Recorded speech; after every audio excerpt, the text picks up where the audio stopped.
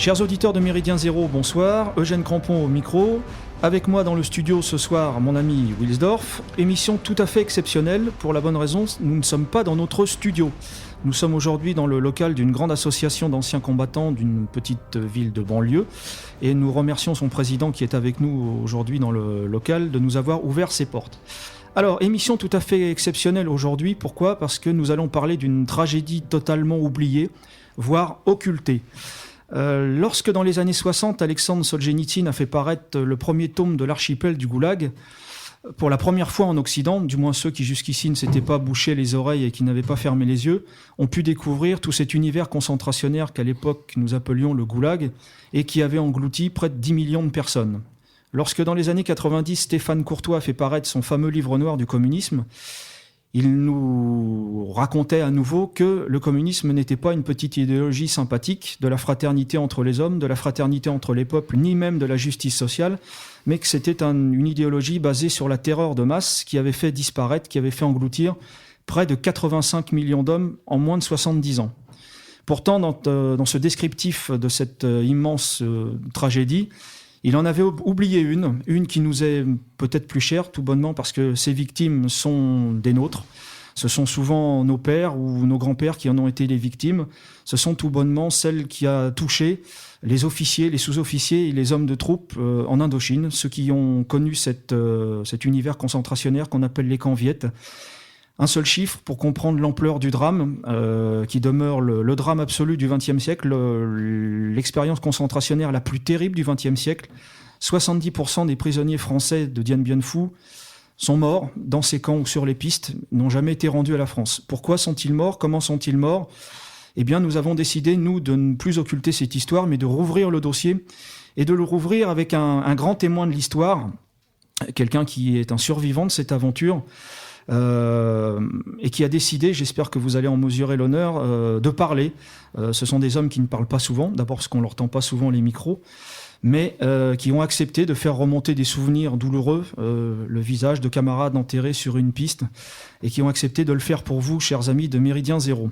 Alors, cette figure qui est avec nous cet après-midi, ce soir dans le studio, c'est une grande figure des parachutistes de la Légion étrangère. Il est grand officier de la Légion d'honneur, une Légion d'honneur obtenue au péril de sa vie. C'est pas la Légion d'honneur d'Enrico Macias ou de Roger Hanin. Sur sa croix de guerre, 10 citations. Il a été blessé 4 fois à Dien Bien Phu. À l'époque des faits dont nous allons parler, il était jeune capitaine dans une unité d'élite, le 1er bataillon étranger de parachutistes. Il a été l'âme de la résistance sur un point d'appui qui a gravé les mémoires de l'histoire militaire, Eliane II, sur lequel il a mené un combat à la tête de ses hommes pendant 107 heures, un corps à corps pendant 107 heures. Et aujourd'hui, notre invité, c'est pas un ancien combattant, pour nous, c'est toujours un combattant.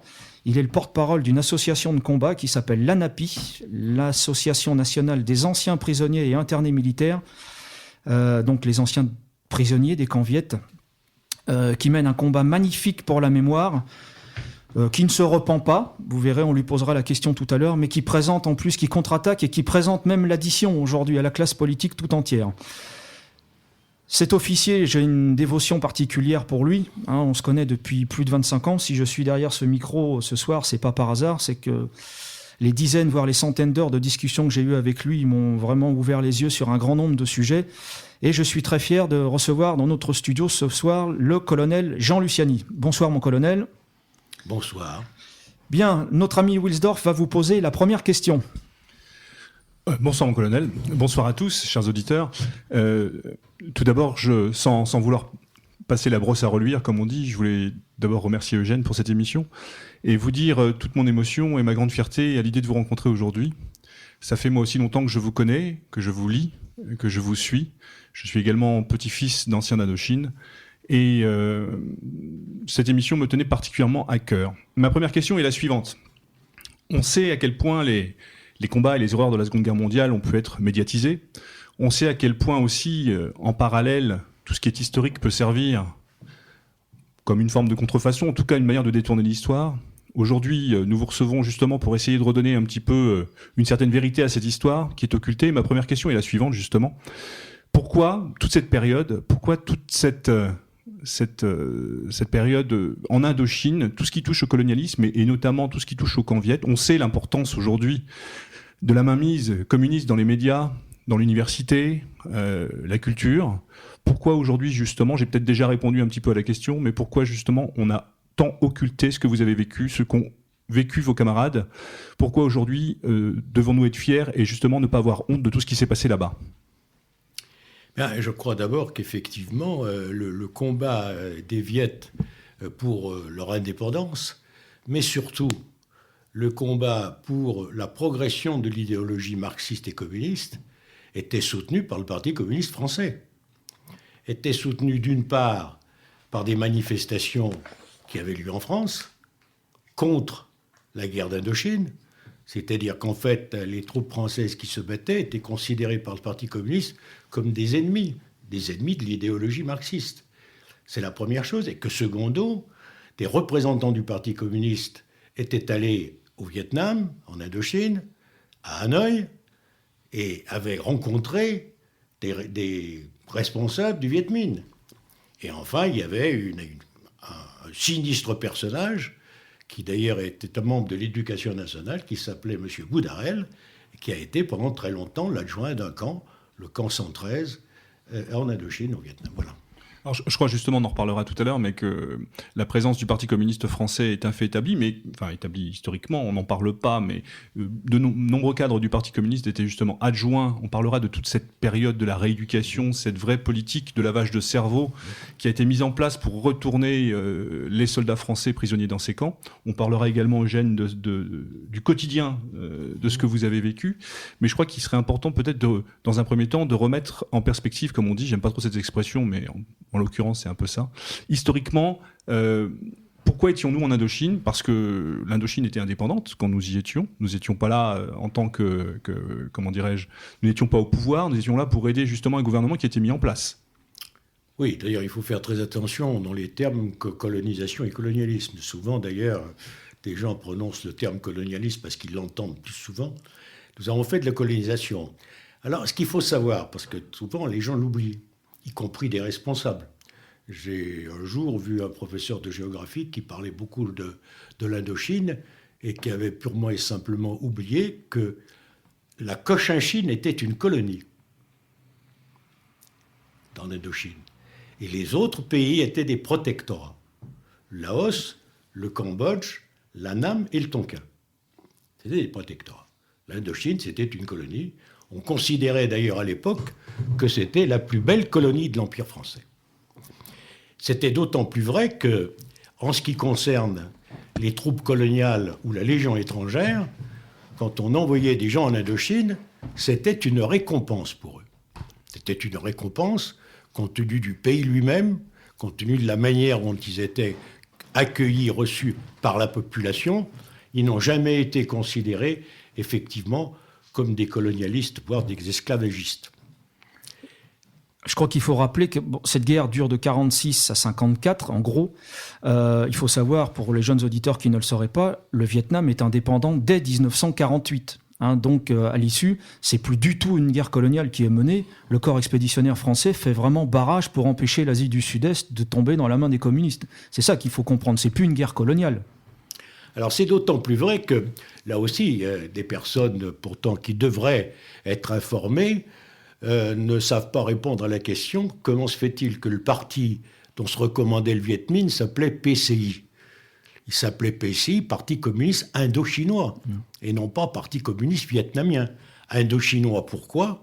Parce que ce parti-là se considérait comme celui qui allait libérer, si l'on peut dire, ou plutôt amener l'idéologie communiste à la fois au Laos et au Cambodge, dans tous les pays qui constituaient l'ancienne Indochine. Et c'est d'autant plus vrai qu'on a vu effectivement cette progression, puisque vous avez au Vietnam le Viet Minh, au Laos le Pathet Lao, au Cambodge les Khmers rouges. Et c'est pour la raison pour laquelle les communistes avaient baptisé donc leur parti, les Viet Minh avaient baptisé leur parti, le Parti communiste indochinois. Bien, on va rentrer tout de suite dans le vif du sujet. On va parler d'abord de la capture, parce que quand on est prisonnier, on commence toujours par ça, c'est un euphémisme. Est-ce que vous pensiez, vous, être un jour fait prisonnier de guerre? Est-ce que ça faisait partie de vos craintes? Non. Jamais? Jamais. Est-ce qu'on vous avait averti sur les conditions de détention? Parce que quand vous êtes fait prisonnier à Dien Bien Phu, vous n'êtes pas à votre premier séjour. Vous avez déjà fait un premier séjour en Annam, hein, toujours à la tête d'une section de la Légion. Oui. Est-ce que vous aviez déjà entendu des témoignages de gens libérés ou jamais non plus? Non. On n'en parlait pas dans le corps expéditionnaire? Non. D'ailleurs, il faut reconnaître que quand nous sommes partis en Indochine, nous n'avions reçu aucune information et aucune formation concernant ce pays. Pourtant, entre 1945 et 1954, c'est plus de 37 000 militaires et otages civils qui sont enlevés Oui, en Indochine. Tout à fait. La guerre révolutionnaire, vous en aviez jamais entendu parler? La guerre révolutionnaire, j'en avais entendu parler autrement. Mais en fait, c'est vrai que nous n'avions pas de formation sur la guerre révolutionnaire. Vous étiez parti pour affronter un combat classique? Que ce soit à Couetki dans Saint-Cyr ou dans les écoles d'application, on n'abordait pas le sujet. Il a peut-être été abordé plus tard dans d'autres circonstances. Dans d'autres circonstances, voire dans d'autres promotions. Mais en ce qui concerne la mienne, et pourtant Dieu sait s'il avait un nom prédestiné, puisque c'est la promotion Indochine, nous n'avons eu aucune formation concernant l'ennemi que nous avions rencontré. Non pas l'ennemi en tant que soldat, mais l'ennemi idéologique. Aucune. Simplement, quand on voyait effectivement le drapeau Viet Minh, qui était un drapeau rouge avec une étoile jaune, effectivement, ça rappelait un certain nombre d'événements qu'ils avaient quand même déjà vécus. Est-ce que vous pourriez nous raconter un petit peu les circonstances, vous, de votre propre capture? Comment ça se passe? Oui, alors effectivement, la capture et la captivité sont des choses tellement variables que il y a différents types de capture et différents types de captivité, suivant les individus d'abord. Alors pour ma part, j'ai été fait prisonnier dans la nuit du 1er au 2 mai, 1954. Donc 5 jours avant la chute de Dien Bien Phu. Oui, sur un point d'appui qui s'appelait Huguette 5. J'avais connu des Huguettes, mais pas comme ça. Et effectivement, j'ai été donc blessé avec à côté de moi mon radio et un de mes camarades de promotion qui avait pris le commandement de ma compagnie alors que j'étais déjà... je me faisais soigner pour des blessures aux yeux. Et au moment où le combat s'est engagé, un obus est tombé, a blessé ce camarade qui s'appelait de Stabenrath, et moi aussi. J'ai reçu un éclat au poumon, et bon, je me suis évanoui, et mon radio et le lieutenant en question m'ont cherché, ne m'ont plus trouvé, compte tenu à la fois de la nuit, puisque ça se passait de la nuit, et puis de tout ce qui fait que dans un combat, on n'y voit pas toujours très clair. Et brusquement, je me suis retrouvé tout seul sur un point d'appui que les Viettes venaient de prendre, mais ils ne m'avaient pas encore trouvé. Bon, ils ne m'avaient pas encore trouvé parce qu'il faisait nuit. Alors, il y avait des toiles de parachute qui étaient un peu plus loin, là, près des barbelés. À un certain moment, j'ai eu l'idée d'aller me cacher sous une toile de parachute, mais je n'ai pas pu y arriver, parce que je ne pouvais pas ramper. Donc, ils sont arrivés à la toile de parachute avant moi. Et là, ils m'ont trouvé et ils m'ont ramassé. Bon. Ils ne m'ont pas bien sûr soigné. Ils m'ont simplement poussé jusqu'à au PC de commandement qui se trouvait pratiquement à la limite du camp retranché. Ils avaient déjà pris Huguette, ils avaient pris une partie des points d'appui à l'ouest. Pour eux, ils étaient près de la fin. Pas pour nous, mais pour eux, oui. À ce moment-là, j'étais simplement emmené devant des officiers viettes qui m'ont demandé qui j'étais. J'ai dit, je suis le capitaine Luciani du 1er BEP. Voilà la seule question à laquelle je vous répondrai. Alors ils m'ont répondu, eux, que de toute façon, ils en savaient plus que moi sur ce qui se passait, bien sûr, et sur mon unité. Et là, à partir de là, vis-à-vis des gens qui étaient prisonniers avec moi, qui étaient d'abord certains de ma compagnie, c'était la première compagnie du BEP, ce qu'il en restait, d'autres qui avaient été faits prisonniers 2 ou 3 jours avant sur d'autres points d'appui, la première chose, c'est qu'on m'a dit, à partir d'aujourd'hui, vous n'êtes plus le capitaine Luciani, vous êtes Luciani. Camarade Luciani, et il était interdit de m'appeler par mon grade. C'est ça, je crois qu'il y avait une vraie volonté de la part des Viettes de casser toute forme de de hiérarchie au sein des troupes françaises, justement pour saper le moral d'une certaine manière, mais aussi et surtout pour écraser ou essayer de remettre un petit peu, d'écraser le rôle des officiers vis-à-vis des hommes de troupe. Tout à fait. D'accord. Est-ce que on l'a dit tout à l'heure, le premier BEP, c'est une unité d'élite qui est présente en Indochine depuis 7-8 ans, qui a déjà connu les drames, qui est dans tous les coups durs de cette guerre. Est-ce que vous, cette capture, vous l'avez vécue comme une humiliation ? Oui. Une double humiliation. D'abord parce que, être fait prisonnier, ça prouve simplement qu'on a perdu. Donc, il y a déjà cette notion. Et puis, il y a aussi la notion d'être fait prisonnier par des gens qui... c'est pas une question de couleur de peau. C'est une question d'aspect physique. Le Bodoï qui m'a pris en main, si l'on peut dire, les Bodoï qui m'a pris en main, il mesurait 1m60. Alors j'avais effectivement l'impression d'être fait prisonnier par des bons hommes j'allais dire que je sous-estimais peut-être. Alors, justement, vous qui avez connu le maquis pendant la Seconde Guerre mondiale, sur la fin, je crois, quel rapport vous aviez par rapport justement à cet ennemi ? Comment est-ce que vous le considériez ? Comment est-ce que vous l'imaginiez en tant que soldat, en tant qu'individu ? Vous nous disiez justement tout à l'heure que vous n'avez pas de formation particulière à ce type de combat, que à Saint-Cyr comme ailleurs en école d'application, on ne formait pas les officiers à ce type de guérilla, ce type de guerre qui était en forme d'une guérilla. Quel rapport vous aviez par rapport à tout ça, justement, par rapport à ce que vous aviez connu avant et par rapport à ce type de combat ? Alors il y a quand même une différence, c'est que j'ai fait 2 séjours en Indochine. Donc à mon premier séjour, j'étais chef de poste. Et étant chef de poste, nous avions effectivement effectué des patrouilles, certainement, puisqu'on essayait de savoir où se trouvait le Viet. Et à partir de là, on a eu affaire à un type d'ennemi, le guérillero pur. C'est-à-dire celui qui est toujours habillé en civil, qui dans la journée apparaît comme un paysan, et qui ensuite, le soir, devient à la fois le combattant, à la fois le combattant et le propagandiste. Alors donc, on connaissait déjà les qualités de ces gens-là. Parce que de temps en temps, on les rencontrait, de temps en temps, on en capturait, on voyait à qui on avait affaire. D'ailleurs, la différence, c'est que ceux-là étaient quelquefois plus combatifs que ceux que nous avions eus contre nous à Dien Bien Phu. À Dien Bien Phu, il y a eu quand même une mobilisation de soldats relativement jeunes, et quand on lit maintenant l'histoire de ce qui s'est passé à Dien Bien Phu, à un certain moment, le commandement Viet a hésité à continuer à faire massacrer ses troupes qui, effectivement, ne remplissaient pas les objectifs qu'on leur avait donnés, voire il y en a 2. Oui, il faut le savoir que les commissaires politiques étaient derrière eux, ils les menaçaient de leur arme s'ils ne montaient pas sur les points d'appui à l'assaut. Alors, donc, le jour de votre capture, où est-ce qu'il vous emmène ? Ah bien, là, il y avait simplement une sorte pas de camp, de cache. De cache où on devait être à peu près entre 100 ou 150, de différents régiments. Je dis bien, le plus gros paquet, il y en avait une quinzaine de m'accompagner. Les autres, hélas, avaient été tués.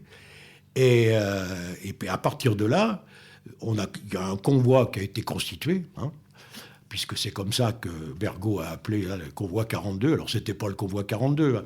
Après, les gens de ce convoi ont dit qu'ils étaient dans le convoi 42. Non, le convoi 42, c'est un convoi type qu'a décrit Bergot. C'est pas la même chose. Il parle de 300 prisonniers environ, c'est ça, je crois. Il parle de 300 prisonniers environ. Donc, c'est pas le même. C'est pas le même. Et ce n'est pas non plus le grand convoi, ensuite, à la fin de Dien Bien Phu. Et à partir de là, on a commencé à marcher.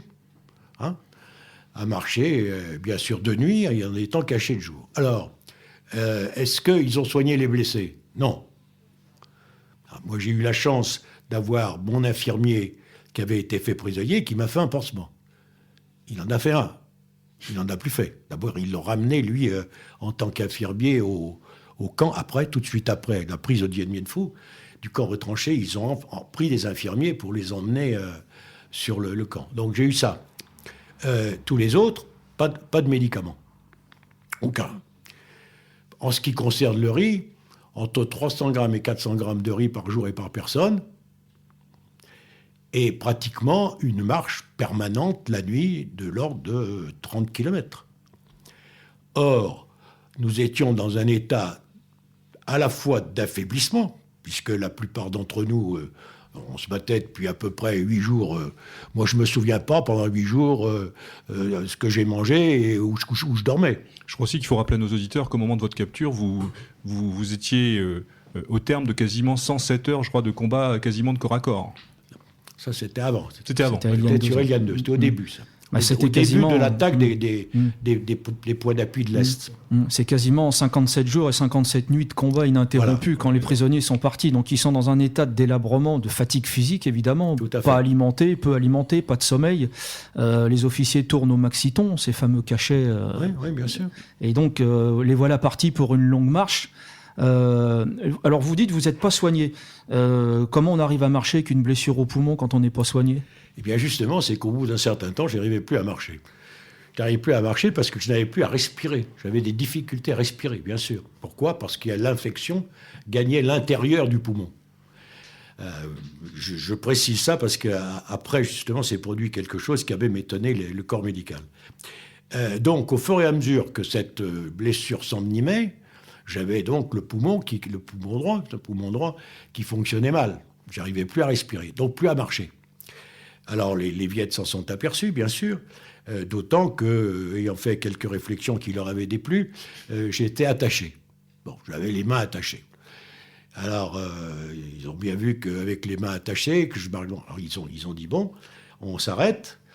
Et ils ont dit, maintenant, voilà, ou vous portez votre camarade Luciani, ou on le laisse. On l'abandonne. Ce qu'ils avaient fait avec d'autres personnes. Et avec les autres personnes, ils n'avaient pas, j'allais dire, posé cette question. C'était pour savoir comment ils allaient réagir. Est-ce qu'on allait trouver des gens qui accepteraient de me porter ? Alors effectivement, il y a des gens qui m'ont porté, ceux à qui je dois la vie. Alors petit à petit, on me portait, on s'arrêtait, je marchais un peu et ensuite je montais sur ce brancard, toujours avec les mains attachées.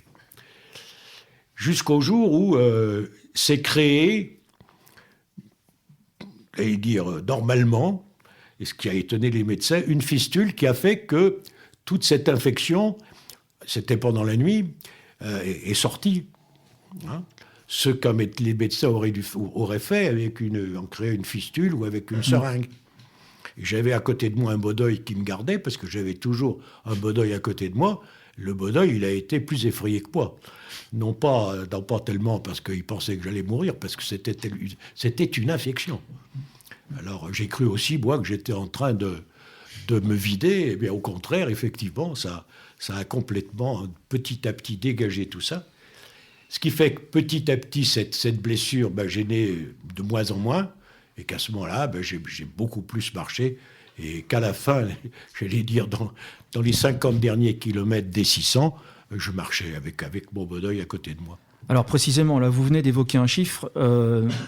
Combien vous avez fait de kilomètres, en gros? La plupart des convois, on vous emmenait dans des camps. Combien vous avez fait de kilomètres à pied depuis Dien Bien Phu? En gros, 600 kilomètres. 600 km à pied, dans un état de délabrement. Voilà. Est-ce qu'il y a beaucoup d'hommes qui sont tombés, qui sont restés le long des pistes? Bien sûr. Bien sûr. Mais en plus, ceux-là, quelquefois, on ne le savait pas. On nous les cachait. On les cachait aux gens du convoi. Parce que ces gens traînaient. Alors les gens, bon, on va les laisser. Alors il y a un ou deux Baudeuil qui se détachaient et qui marchaient, qui allaient soi-disant marcher avec eux. Puis à un certain moment, ils les abandonnaient. Et au fur et à mesure que le convoi avançait, on voyait bien qu'il y a des gens qui manquaient, d'autant que certains qui étaient camarades, c'est des copains, disaient « Tiens, mon copain n'est plus là ». D'accord. Et dès ce moment-là, vous aviez envisagé déjà le dessein politique et la volonté de rééducation était déjà en marche, ou véritablement vous étiez, c'était plus un convoi sans trop savoir où vous alliez, qui se passait en silence? Comment ça se passait Oui, ça c'est tout. On ne savait pas du tout où on allait, ça se passait en silence.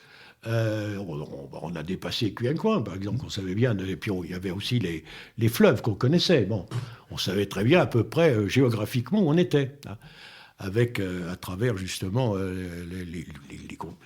les éléments géographiques qu'on connaît, c'est-à-dire le col des Méaux, c'est-à-dire la rivière. Bon, tout ça, c'était important. C'était surtout important pour ceux qui avaient l'intention de s'évader. Voilà. C'est ça. C'était déjà quelque chose qui était présent, l'envie de quitter le convoi, la possibilité de s'enfuir. Oui, en particulier, effectivement, des sous-officiers qui avaient la possibilité, j'allais dire, topographique, de reconnaître les lieux, commençaient à vouloir organiser leur évasion. Alors, ce qu'ils ont fait, là, par contre, la hiérarchie a joué. Ils sont venus me trouver en me disant, mon capitaine, est-ce que vous pensez que si on s'évade, vous allez en payer, vous, les conséquences, hein?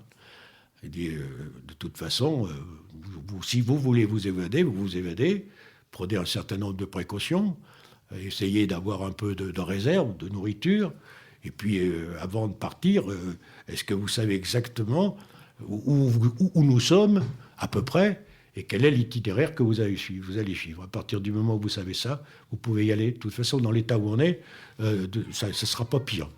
Et vous, sur votre convoi, il y a eu des évasions, des tentatives d'évasion qui n'ont pas réussi. On sait combien ont réussi à peu près ? Très peu.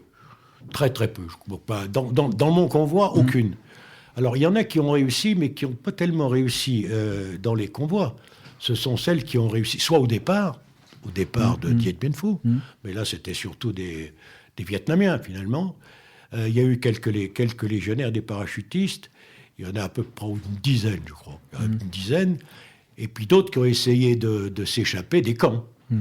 Mais s'échapper des camps, je crois qu'il y a... Ouais, il y a quasiment personne. Et puis les camps étaient positionnés de telle manière qu'il n'y avait quasiment aucune chance et aucune possibilité de réussir, même si on s'enfuyait, à atteindre quelque but que ce soit. Voilà.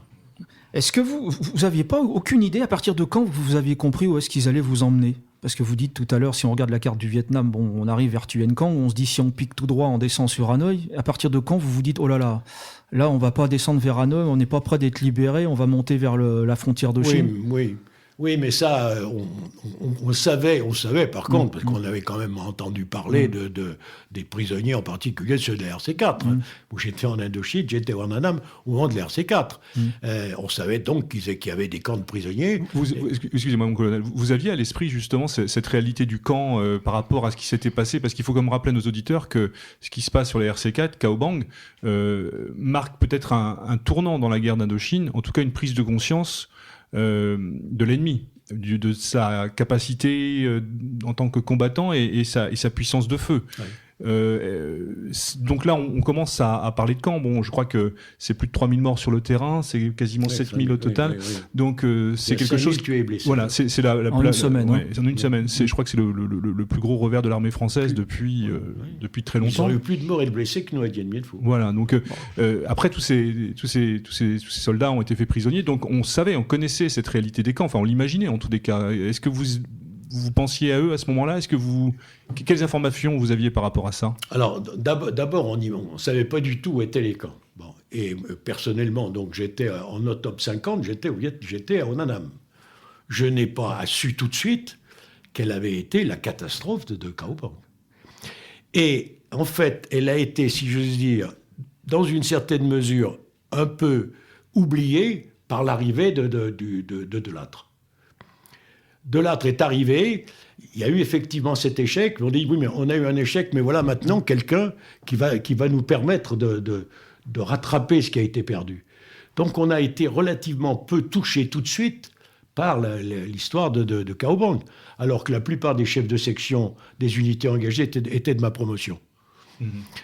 Et on a su simplement à ce moment-là, mais ça, on l'imaginait, il suffisait d'avoir lu quelques bouquins sur l'Indochine, même des romans, pour savoir que les camps allaient se retrouver le plus haut possible à la frontière chinoise, oui, bien sûr. Voilà. On peut rappeler quelques chiffres quand même de l'état des pertes de Cao Bang, parce que si on en parle comme ça, c'est un petit peu abstrait. J'ai en tête 3 chiffres que j'ai retrouvés d'unités. Vos propres unités, Jean Luciani, le premier BEP, à l'époque vous n'êtes pas affecté dans cette unité, mais à Cao Bang, il démarre l'opération, ils sont 600, ils rentrent à 23. Le 3e bataillon colonial de commandos parachutistes, ils sont en fin de séjour, ils sont 450, ils rentrent à 5. Oui. Et on a retrouvé au bataillon de marche du 8e régiment de tirailleurs marocains. Ils sont montés, ils étaient 400, ils sont rendus à 3. Ceux qui ont lu l'album Force et Honneur, on a retrouvé notre ami Aimé Trocmé, qui a participé aussi après à la bataille de Dien Bien Phu. Ils sont rentrés à 3. C'est dire un peu l'état de l'hécatombe, de cette hécatombe, dont on ne parle plus malheureusement. Alors, On a parlé un petit peu de cette marche, donc vous arrivez, vous faites 600 km, beaucoup de vos camarades sont déjà tombés sur la piste de malnutrition, de souffrance. Vous arrivez au camp. Je crois que c'est une tradition chinoise que les Viettes avaient reprise, un peu le bannissement des punis, des prisonniers en pleine jungle, on vous isole en pleine jungle. Ça ressemble à quoi un camp Viette? Parce quand on parle de camp, dans l'imaginaire populaire, on s'imagine que c'est des barbelés, que c'est des miradors, que c'est éclairé la nuit.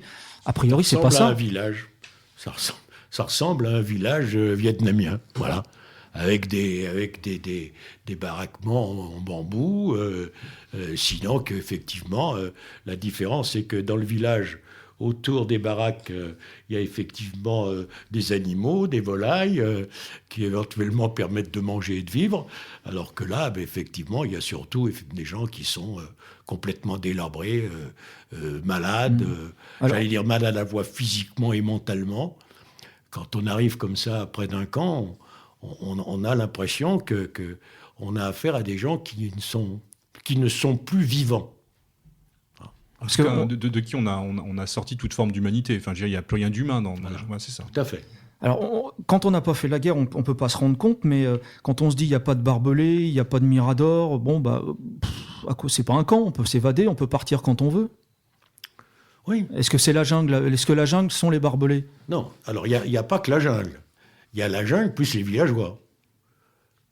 Plus l'attitude, l'attitude physique du militaire. Et c'est ce que disaient les Viettes. Les Viettes disaient, il y a deux choses qui vont effectivement vous trahir si vous voulez vous évader, que vous aurez des difficultés. La première, c'est la jungle. La seconde, c'est votre attitude. Il y a quelqu'un qui disait même votre nez. Voilà.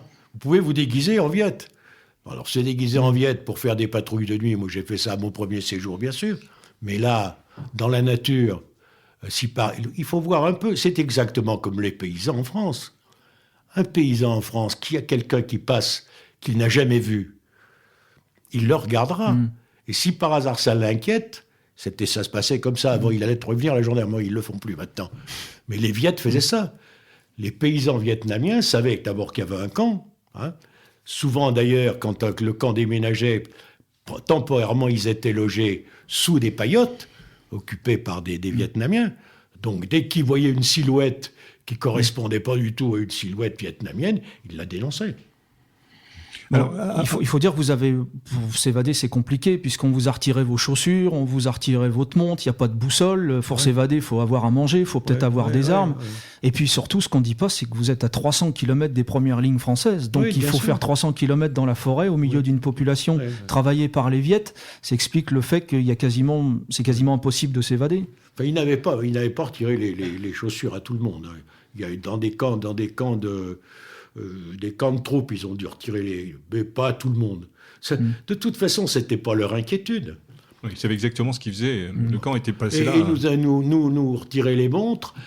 Bien sûr, peut-être que dans leur esprit, ça pouvait servir de boussole, mais non. C'était surtout pour j'allais dire, nous enlever tout ce qui faisait que nous étions des hommes normaux. Bon, on n'avait plus de montres. Comme on avait comme vêtements les seuls vêtements que nous avions quand nous avons été prisonniers, il n'y a qu'à voir dans quel état on peut se trouver quand vous avez marché pendant un mois et que vous avez toujours les mêmes vêtements. Surtout que quand on arrivait au bord d'une rivière et qu'on essayait de laver nos vêtements, et pour se laver, on se mettait tout nu, à ce moment-là, il venait nous donner des leçons de vertu. Il disait même, vous croyez à Paris.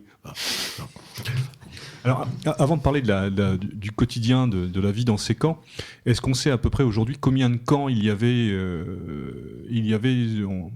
camps de prisonniers français? Est-ce qu'on sait à peu près combien il y a eu de camps très connus dont on parle, parce qu'il y a eu des camps occasionnels, en particulier au moment de l'RC4. Ensuite, il y en a eu, parce qu'à partir de la RC4, il y a eu un certain nombre de combats où ils ont fait des prisonniers.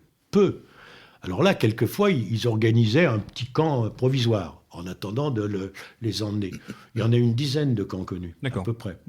Alors il y a ceux dont on parle beaucoup. Oui, le camp numéro 1, le camp 113. Le 113, il y a le 74, il y a le camp numéro 3, qui a été celui de la RC4, en particulier des Marocains et des tirailleurs marocains, des tirailleurs algériens et des Goumiers. Ils étaient tous au camp numéro 3, celui-là. Et puis le camp hôpital, auquel j'étais, le camp 128. Au terme de votre mois de marche de ces 600 km, est-ce que les survivants, il faut bien les appeler par ce nom-là, étaient-ils séparés entre militaires du rang, sous-officiers, officiers? Parce qu'il y a une réalité, avec le recul, les techniques de lavage de cerveau dont on va parler après n'étaient pas forcément les mêmes vis-à-vis des hommes du rang et vis-à-vis des officiers. Donc, y avait-il des camps pour les militaires du rang, les hommes de troupe, des camps pour les sous-officiers subalternes et des camps pour les officiers et sous-officiers supérieurs? Oui, il y avait un camp qui était le camp des officiers, et des sous-officiers, des sous-officiers supérieurs, c'était le camp numéro 1. Et dans les autres, il y avait effectivement un mélange de sous-officiers et d'hommes de troupe. Donc la réalité de ces camps, dès le départ, était une réalité politique, une volonté de rééducation politique. Ah oui, c'est-à-dire que de toute façon, ils ne voulaient pas que les hommes de troupe aient avec eux des gens, non pas qui les commandent, mais des gens qui puissent effectivement leur insuffler un esprit de résistance. Donc il fallait faire ça. Alors non seulement les officiers étaient séparés, c'était pas seulement pour avoir donné aux officiers un camp en particulier, au contraire, le camp des officiers était aussi terrible que le camp des troupes. Oui, mais on sait aujourd'hui que, excusez-moi, les pertes dans les camps des hommes de troupes ont été beaucoup plus importantes que dans les camps d'officiers. Alors c'est ce que j'allais expliquer. Mais c'est l'influence que l'officier peut avoir mentalement, sur le moral. Et non seulement l'officier en tant que tel, mais le médecin. Ils n'ont jamais voulu que des médecins qui étaient prisonniers aillent dans les camps de troupes. Les camps de troupes n'ont jamais eu de médecin français. Pourquoi ? Parce que le médecin, même sans médicaments, il a effectivement une influence psychologique, même vis-à-vis de nous. Hein ? Vous êtes malade, vous allez chez le médecin, déjà quand vous êtes dans le cabinet du médecin, ça va mieux. Ils les ont jamais. Il n'y a que 3 médecins qui ont quitté les camps de troupes, c'est Armstrong, Perrault et Weber, qui ont été envoyés au fameux camp hôpital, où j'étais d'ailleurs, le camp 128, mais ça c'était une caution. Quand ils ont commencé à avoir, bien après la RC4, c'était dans les derniers moments, ils ont fait ce camp-là, décembre 53. Oui. Parce que pour accueillir les prisonniers, et pour dire éventuellement, quand ça va s'arrêter, on va montrer qu'on avait fait un camp de prisonniers. Oui, bien sûr. Mais ils n'avaient pas de médecin, les Viettes ? Ils n'avaient pas de médecin. Eux avaient des médecins pour eux. Mais ceux qui étaient dans les camps, c'était des infirmiers qui se prenaient pour des médecins. Mais les nôtres, ils nous interdisaient de les appeler docteurs. Ils étaient considérés comme infirmiers. Ouais. Et puis 3 ou 4 petits pèlerins vietnamiens qui avaient fait des études de médecine, ils passaient la visite exactement comme le chef de service au Val-de-Grâce, quoi. Mais est-ce que vous avez senti tout de suite cette volonté, en fait, cette réalité, on va dire, politique de rééducation quand vous êtes arrivé sur les camps ? Est-ce que, selon vous, la vocation première de ces camps était bien, justement, de rééduquer les prisonniers ? Parce qu'on peut tout à fait imaginer que dans la logique communiste, cette volonté du lavage de cerveau pour ensuite libérer des gens qui pourraient, et notamment ils l'ont fait, je crois, beaucoup avec les troupes supplétives africaines notamment, cette volonté de retourner à leur profit des soldats qui éventuellement pourraient être plus tard des agents ou je ne sais quoi, pour la bonne parole. La France, voilà. Oui, alors, moi personnellement, j'ai pas connu ça parce que j'étais dans un camp hôpital. D'accord. Donc dans le camp hôpital, il n'y a pas eu de lavage de cerveau. Parce que dans le camp hôpital, effectivement, tous les jours, on enterrait des morts. Bon. Le problème, c'était effectivement de résister. Alors, le lavage de cerveau, c'est pas de la rééducation. Le lavage de cerveau est fait au contraire pour essayer de trouver rapidement ceux dont ils vont pouvoir se servir. Alors donc, si vous voulez, le lavage de cerveau ne s'adresse pas à 100 personnes, ils n'ont pas l'intention de rééduquer 100 personnes. Ils ont l'intention simplement sur 100 personnes d'en abandonner quelques-uns à leur état, c'est-à-dire ceux-là rejoindront un jour l'infirmerie, et l'infirmerie c'est la mort. En général, ce sont ceux qui sont les plus forts au niveau du caractère et qui manifestent rapidement leur résistance et leur opposition. Et sur les autres, ils vont essayer de trouver une dizaine de personnes. Et c'est avec ces 10 personnes-là qu'ils vont changer complètement l'ambiance du camp. Et ce sont ces 10 personnes qui, éventuellement, seront libérées les premiers, parce que ceux-là, effectivement, apporteront, quand ils seront libérés, des idées sur les camps en dehors de toute réalité. Alors, je voudrais revenir sur un camp hôpital, parce que quelle différence il y a entre un camp hôpital et un camp de prisonniers? À vous écouter, c'est pas mieux? C'est pas plus confortable? C'est pas plus propre? C'est pas plus... Non, la différence, c'est que d'abord, je l'ai expliqué tout à l'heure, d'abord c'est qu'il y avait des médecins et qui, eux, avaient premièrement l'influence psychologique, secondo, qui donnaient des conseils, mais qui sont des conseils, j'allais dire, de vie courante. C'est-à-dire, il faut vous laver le plus souvent possible, ne buvez pas n'importe quoi, on faisait bouillir l'eau. Et ils avaient plus ou moins quelques connaissances concernant les plantes. Alors on prenait quelques plantes qui avaient une caractéristique particulière. Ne serait-ce qu'avec le riz. Il faut manger, effectivement. C'est ce qu'on fait, d'ailleurs. Il faut manger des plantes qui sont particulières. Bon, et bien celles-là, on les prenait dans la nature. Avec ça, ils arrivaient, eux, simplement, à sauver la vie de ceux qui, de toute manière, possédaient en eux-mêmes, non pas la capacité de survivre, la capacité morale, mentale et physique. Et puis les autres, c'était des blessés qui étaient appelés à mourir. Il n'y a pas de médicaments dans les camps Viet? Armstrong a fait un rapport, Armstrong c'était lui qui était le patron. Il n'y avait pas de médicaments. Quand il y avait éventuellement quelqu'un qui souffrait particulièrement, il donnait, pour 100 personnes qui étaient là, il donnait 10 pilules. 10 pilules, ça voulait dire quoi? 10 pilules, ça créait au médecin un problème. À qui allait-il les donner? Et puis je ne sais pas si vous avez lu la manière dont quelquefois il traitait cet officier, il s'appelait Sansen, qui était un officier du 7e RTA, qui avait été fait prisonnier sur Gabriel à Dien Bien Phu, qui avait des blessures, il avait gravement blessé, mais il avait 2 blessures à la jambe à peu près identiques. Alors la jambe gauche, il y avait des asticots qui étaient sur la blessure, et les asticots empêchent la gangrène. Bon. Et sur la jambe droite, comme par hasard, on ne sait pas pourquoi, les asticots, il n'y avait pas d'asticots sur la jambe droite. Ben, les médecins, qu'est-ce qu'ils ont fait? Sans médicaments, ils ont effectivement fait en sorte de créer des petites blessures sur cette jambe droite, et ils ont pris des asticots de la jambe gauche pour les mettre sur la jambe droite. Pour éviter les deux gangrènes. Pour éviter, effectivement, ça paraît invraisemblable. Ben, n'empêche qu'ils ont réussi.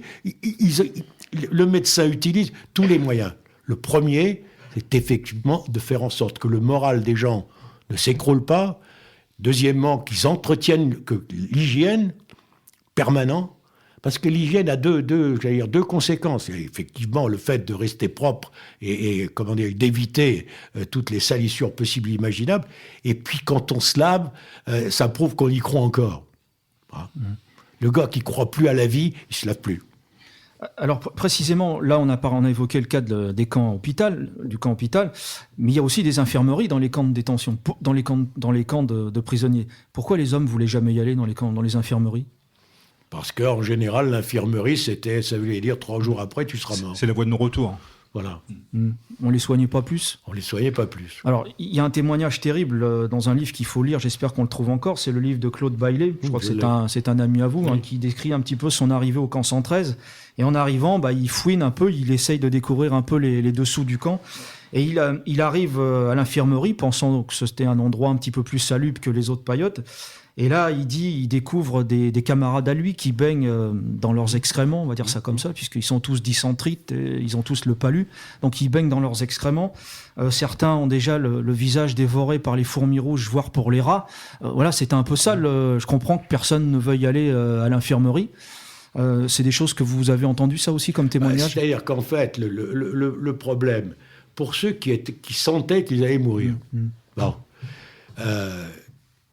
ils savaient très bien que ce qui leur permettrait de survivre, peut-être même de guérir, c'est arrivé.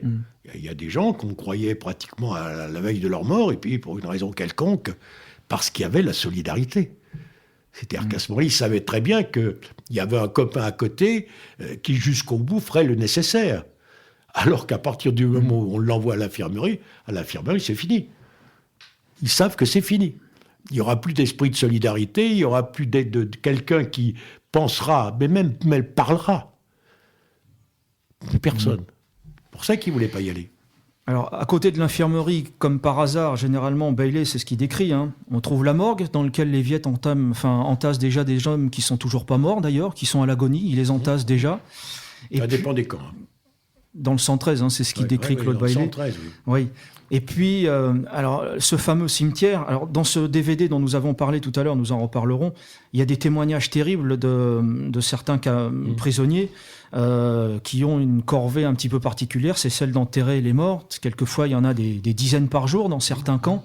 Il y en a un, je crois, qui s'appelle Turolier, si mes souvenirs sont bons.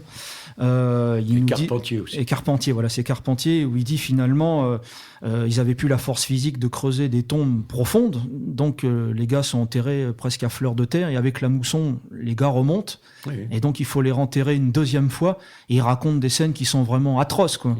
Est-ce que c'est des témoignages que vous avez, c'est des choses que vous avez connues, ça? Non, moi, j'ai pas vécu ça. J'ai pas vécu ça parce que j'étais dans le camp hôpital. Et dans le camp hôpital, bon, pour qu'éventuellement ce camp et là, je veux dire, la réputation du camp hôpital vis-à-vis de la faim, les morts étaient enterrés normalement. Bon, on n'allait pas. Par contre, j'ai un exemple. Il y avait un officier avec moi qui était dans la même cagna, qui s'appelait Alous. Alous disait « Je n'aime pas le riz, je ne veux pas de riz ». Bon, je lui dis « Tu veux pas de riz, tu manges pas de riz, tu vas crever ». Bon. Alors, il échangeait son riz avec d'autres personnes contre des herbes pour fumer. Bon, bref. Au bout d'un certain temps, quand les Viettes, les infirmiers Viettes, voyaient que pratiquement il était à la veille de la mort, ou très affaibli, on lui donnait la petite soupe. Alors, la petite soupe, c'est un mélange de riz, hein, une sorte de soupe légère qu'on avale facilement. Bon. Il n'a pas voulu non plus la petite soupe. J'ai essayé de lui donner à la petite cuillère. Il n'en a pas voulu.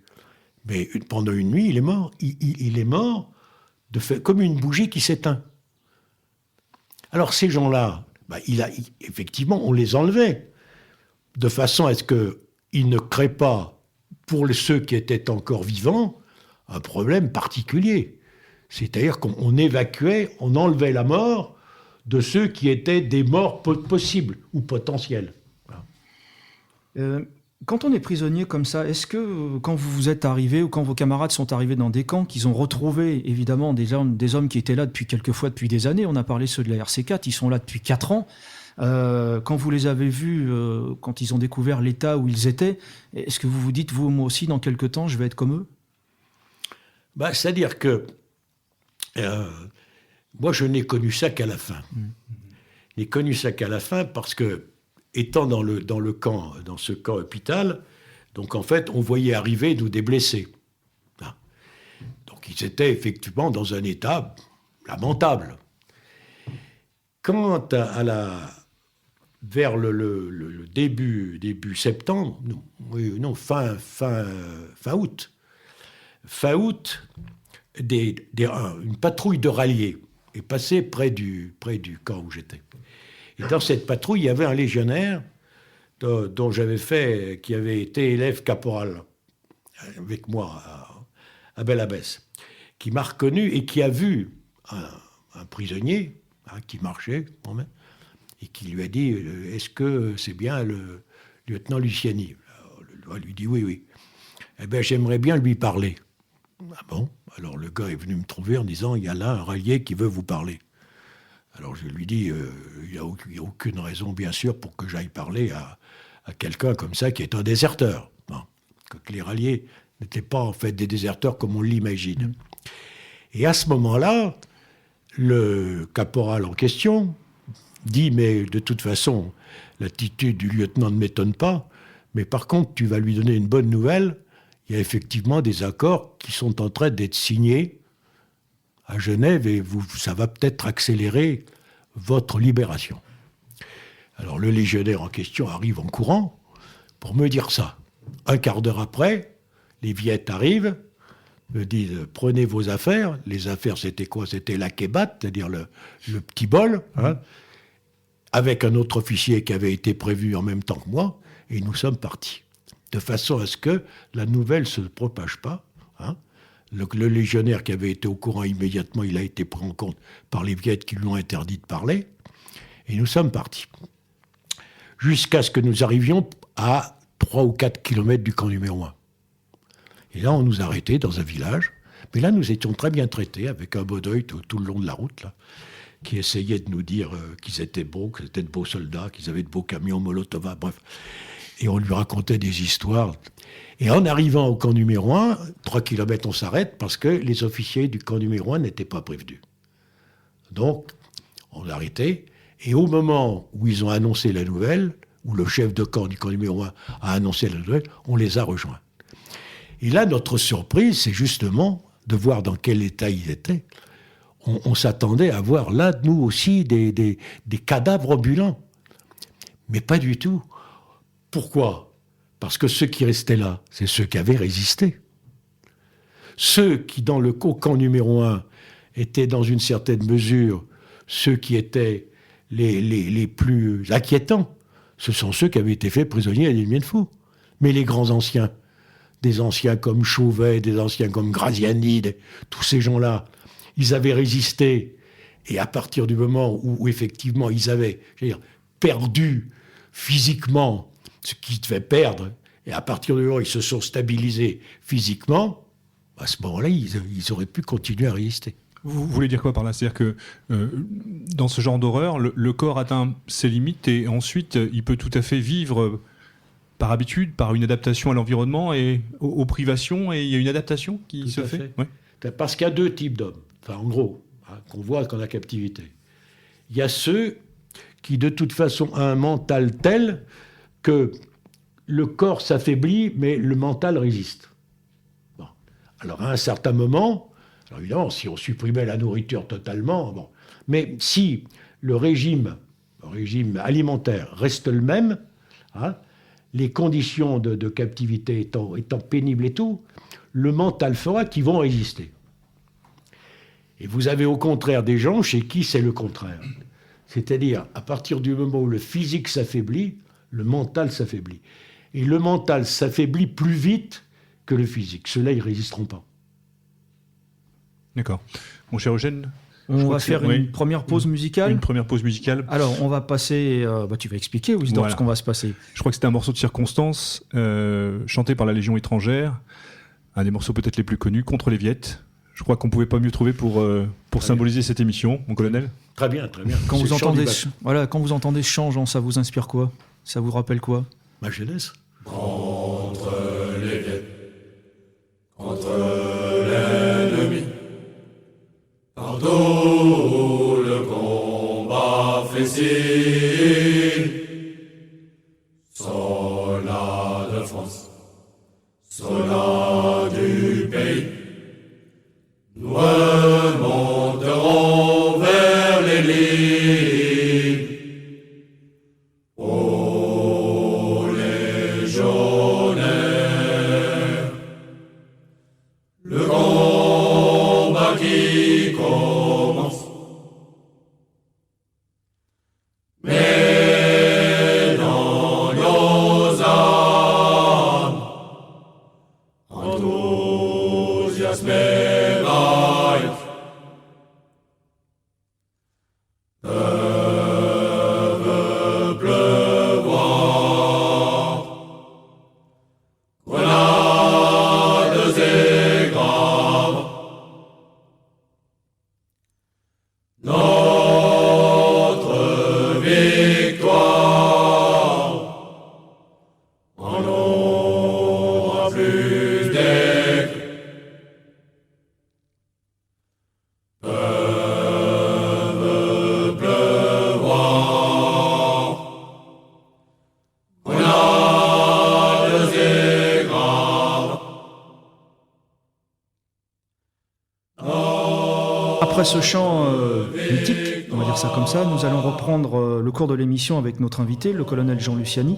Nous allons parler de la vie au camp. D'abord, est-ce que vous diriez que les Viettes avaient, comment on pourrait dire ça, une sorte de plan concerté d'extermination des soldats français ? Ou est-ce que, comme dit Allaire, ils étaient plutôt totalement indifférents à votre troupeau ? Oh, non, je crois que il y avait chez certains, en particulier les canbos, les commissaires politiques, il y avait une volonté d'extermination des gens résistants. Alors, pardon, justement, est-ce que pour nos auditeurs, on pourrait définir exactement ce qu'est un commissaire politique? Parce qu'on parle beaucoup de commissaires politiques, on en parle, voilà. C'est pas quelque chose de nouveau chez les communistes, puisque c'est quelque chose qui existait déjà dans la Russie Staline. Bien sûr, oui, Donc oui. on perpétue cette grande tradition, voilà. Oui. Qu'est-ce qu'un commissaire politique? Le commissaire politique, chez eux, c'est d'abord le commissaire politique de l'armée Viet Minh. Il est d'abord commissaire politique militaire. Donc il est effectivement avec les troupes qui sont engagées, de façon à les soutenir, c'est-à-dire celui qui est à la fois responsable du moral et de l'engagement, à la fois, je vais dire, militaire et idéologique du soldat. Dans les troupes qui pratiquement ont attaqué à Dien Bien Phu, dans tous les régiments, il y avait un commissaire politique, exactement comme dans l'armée soviétique. Alors, si c'est un bataillon, c'était un petit commissaire politique, mais il y en avait plusieurs au niveau de la division. La division 316 qui a attaqué tous les points d'appui de l'Est à Dien Bien Phu, il y avait effectivement des commissaires politiques au niveau des régiments, dans chaque régiment. Ces commissaires politiques-là, ce sont les mêmes qui étaient dans les camps de prisonniers.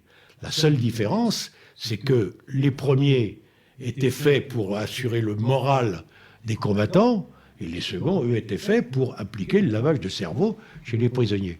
Ceux-là, une partie des prisonniers dont ils se rendaient compte dès le début que c'était des gens qui allaient leur résister, donc qui allaient les empêcher de mener à bien le lavage de cerveau sur les autres, ceux-là, il les exterminait. Il ne les fusillait pas, il les exterminait petit à petit. On va en parler.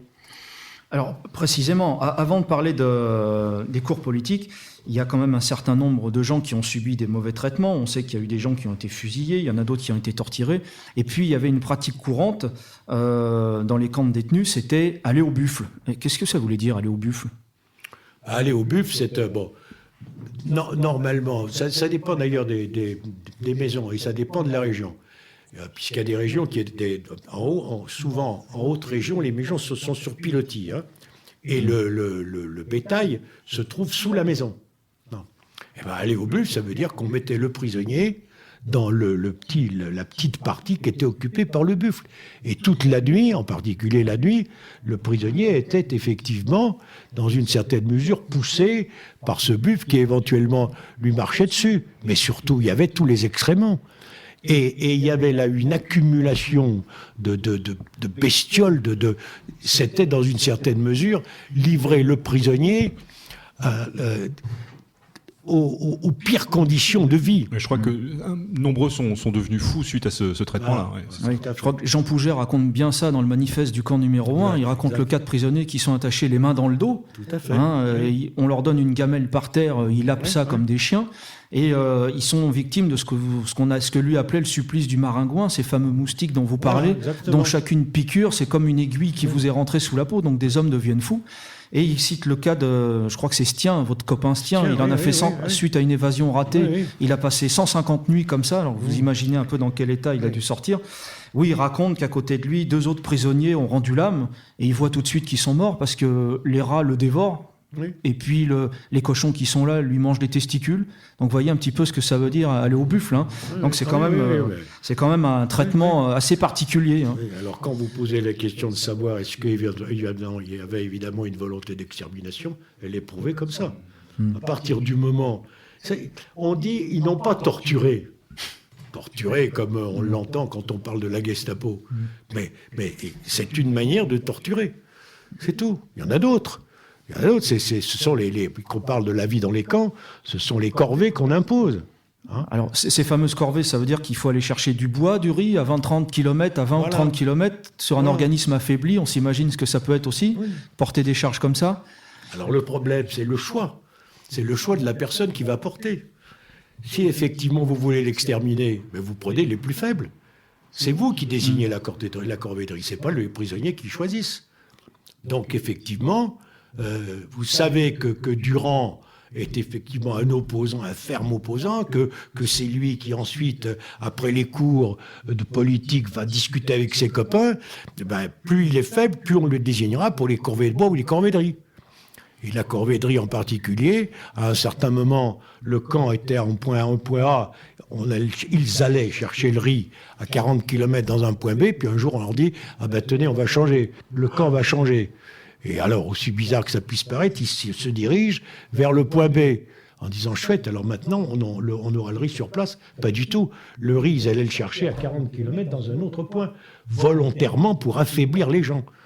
Et les plus faibles, à un certain moment, ce sont ceux dont ils voulaient se débarrasser. On parlait tout à l'heure de taux de mortalité. Je crois qu'il faut quand même rappeler que toute proportion gardée, même si comparaison n'est pas raison, le taux de mortalité dans les camps Viet est supérieur au camp nazi pendant la Seconde Guerre mondiale. Tout à fait. Alors, on a précisément le témoignage d'un officier qui a été adhérent à la NAPI, le colonel Wensberger, qui avait été déporté dans les camps nazis, et qui dit finalement, par la fin, les privations, les Viet nous amenaient au même état que les nazis, mais ils exigeaient en plus de nous que nous adhérions à leur système en reniant toutes nos valeurs, notre foi en la justice et en notre pays. Tout à fait.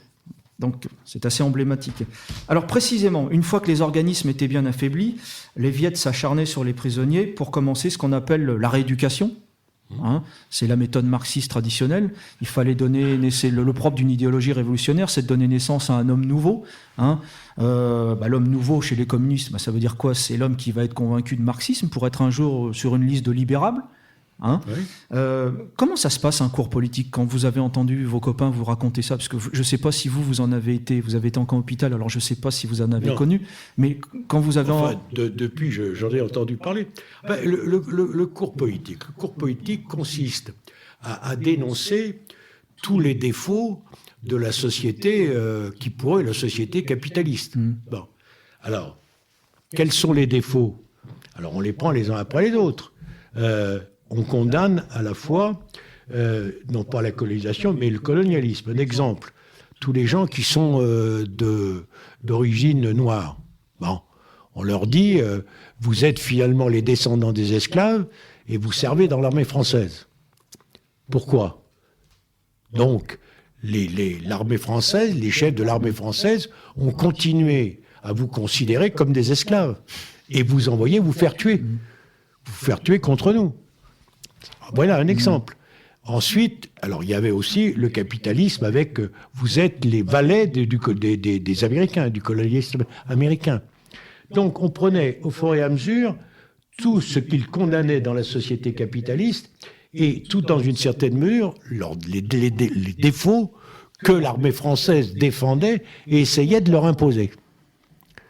Voilà. C'est-à-dire qu'en fait, c'est là où est la transformation entre la colonisation et le colonialisme. Le colonialisme voulait abuser et profiter de nous et de nos richesses et de nous considérer effectivement comme un peuple mineur. C'est ça. Et nous, au contraire, on dit c'est la colonisation. Alors ce qui est bizarre, c'est que maintenant, il paraît quand même qu'il y a des Vietnamiens encore vivants qui considèrent qu'il y a quand même au Vietnam des quelques restes de la colonisation française, ne serait-ce que des écoles, des instituts, des hôpitaux. C'est la même chose en Algérie.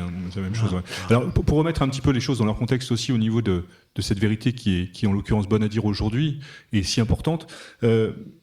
Par rapport à ces prisonniers, on va parler du Dikvan rapidement, parce qu'en fait, il y a une vraie, il y a une mise en place politique qui est mise de conversion des esprits, en tout cas de lavage de cerveau, et notamment un journaliste français, Léo Figuière, qui est un membre du bureau central du Parti communiste, qui est envoyé au Tonkin en octobre 50 et qui conseilla, lui, à son niveau, de conserver ce patrimoine humain, tant que faire se peut, pour l'utiliser le jour venu comme monnaie d'échange et favoriser ainsi donc des contacts susceptibles d'ouvrir la voie à des pourparlers, mais surtout aussi pour arriver à gangréner la société française lors du retour des soldats. Il propose donc d'inoculer au corps expéditionnaire donc, ces petites doses de théorie marxisante. Donc ce Dikvan est mis en place en charge donc, de l'action psychologique à l'encontre de l'ennemi. Et tout se fait sous je dirais la bienveillance du Parti communiste français, puisque cette doctrine fut mise au point avec la participation déterminante donc, du Parti communiste français, qui enverra de nombreuses délégations, tout ça sous le contrôle de l'ami Maurice Thorez, bien conscients du bénéfice à en tirer. Oui. Et je crois qu'il y a eu à ce niveau-là, et ça, on n'en parle pas. Ça, aujourd'hui, ces gens-là ne sont coupables de rien, ils ne sont responsables de rien, alors qu'ils ont une vraie responsabilité dans ce qui est arrivé et dans ce génocide mis en place en Indochine. Oui, bien sûr. Mais en fait, pratiquement, ils n'ont pas réussi. Le lavage de cerveau n'a pas réussi. Quand on prend la quantité des prisonniers libérés avant, hein, il y en a un certain nombre qui ont été libérés avant, eh bien, quand ils arrivaient ensuite et qu'ils étaient interrogés, pas par les journalistes, qu'un journaliste n'allait voir, il savait qu'il y avait des prisonniers qui avaient été libérés. En particulier, les communistes le savaient. Bon, personne n'est allé voir ces gens-là. Mais par contre, ils ont été interrogés par la SM française. Mais aucun, pratiquement, d'entre eux n'avait été suffisamment, dans une certaine mesure, atteint par cette propagande. La seule chose où ils avaient réussi, quand ils avaient persuadé ceux qui libéraient de les menacer. Si par contre, vous dénoncez la manière dont vous avez été traités dans les camps, c'est-à-dire dénoncer dans une certaine mesure leur cruauté, à ce moment-là, c'est le sort de vos amis qui sont encore prisonniers qui se joue. Et juste un petit mot sur les cadres de l'armée française. On sait que au lendemain de la Seconde Guerre mondiale, tout le corps expéditionnaire qui va partir en Indochine, l'armée française va se reconstruire au travers donc de la résistance. On va y retrouver un brassage assez important de membres aussi bien des FFI, des FTP et autres. Est-ce que vous avez vu à ce niveau-là des gens qui avaient des idées communistes, communisantes, en tout cas des gens de gauche, qui ont vécu cela? Est-ce que, vous venez peut-être d'y répondre d'ailleurs, est-ce que certaines personnes ont abondé dans ce sens? Vous parliez tout à l'heure de ralliés. Est-ce que vous pourriez nous en dire deux mots justement? Alors ralliés, il y a deux catégories de ralliés. Alors effectivement, on a su. D'ailleurs, je crois que Pierre Sergent avait écrit un livre là-dessus sur un sous-officier de Légion qui était parti à la Légion, qui est parti en Indochine, lui, en tant qu'effectivement membre du parti. Hein, je me souviens plus du nom, mais d'autres. Alors ça, c'est une chose.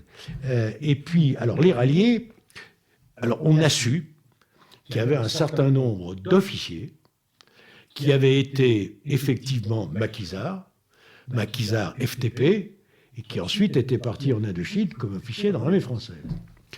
Alors, sachant pertinemment que certains d'entre eux avaient obtenu un grade de lieutenant sans passer par une école, on pouvait avoir un doute sur la manière dont ils allaient se conduire.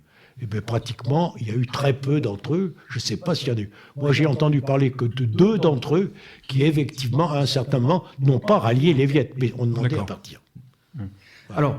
Alors, le rallié, par contre, le rallié dont je parlais, c'est effectivement un prisonnier qui, lui, et ça, il le jouait surtout avec des légionnaires qui étaient originaires d'Allemagne de l'Est, effectivement, de façon à ce qu'ils arrivent à leur dire, bon, et ben maintenant, si vous voulez rejoindre l'Allemagne de l'Est, vous allez, à un certain moment, vous rallier à nous. Mais ils ne combattaient pas. Ils étaient plus ou moins des gens qui circulaient pour faire la sécurité. Oui, il y a eu un livre là-dessus, ça s'appelait, je crois, Les soldats blancs d'Ho Chi Minh. Voilà, oui. voilà, c'est ça.